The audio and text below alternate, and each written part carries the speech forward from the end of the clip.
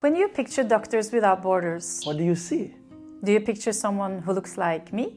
Helping someone who looks like me. This is a fundraising poster MSF Norway used in 2006. And we've been using pictures like this for a long time, including pictures of me.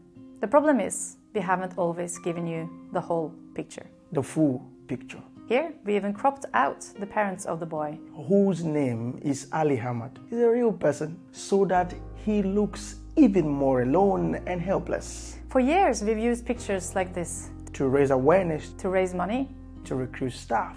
But today, we recognize that these images propagate a single story and perpetuate racist stereotypes of so-called white saviors and powerless victims. But Doctors Without Borders has always been Nigerian without borders, Kenyans without borders, Filipinos without borders, Haitiens sans frontières, Mexicanas sin fronteras. Sima right Hindustani.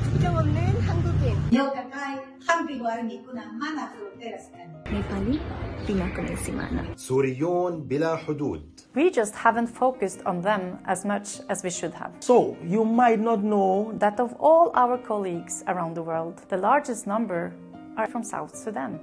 You might not know that this is because 4 out of 5 of our colleagues are hired locally in the countries where we work. You might not know that today, more than half of our international mobile staff, of which I am one, come from Africa, the Middle East, Asia, and Latin America. You might not know that Doctors Without Borders has so much diversity because we haven't always shown that to you. And that is because our humanitarian history is unavoidably rooted in the history of colonialism and neocolonialism and its stubborn stereotypes of the white European expert and the distant order in need. So now we've begun the long journey to change MSF culture and way of communicating and advocating. And because we all have blind spots, we will certainly stumble along the way. But this isn't just about getting it done. It's about getting it right. Some changes should be easier than others. Like showing a more representative picture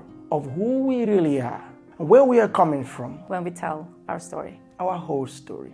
Of course, that story still includes people who look like me. Because that is still true. However, white people shouldn't be the center of every story.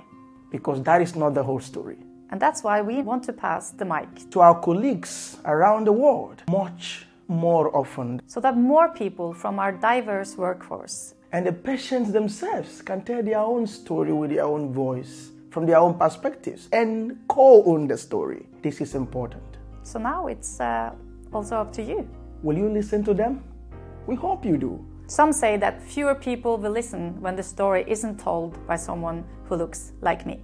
They say that this kind of poster won't raise as much money. And that means we will save fewer lives. Will you join us in proving them wrong? We want to believe you will. Because this is not about us and them. It is not about heroes and victims. This is about global solidarity and humanitarian justice. Because we are all just human beings with the same worth and dignity and the same right to live in safety and health.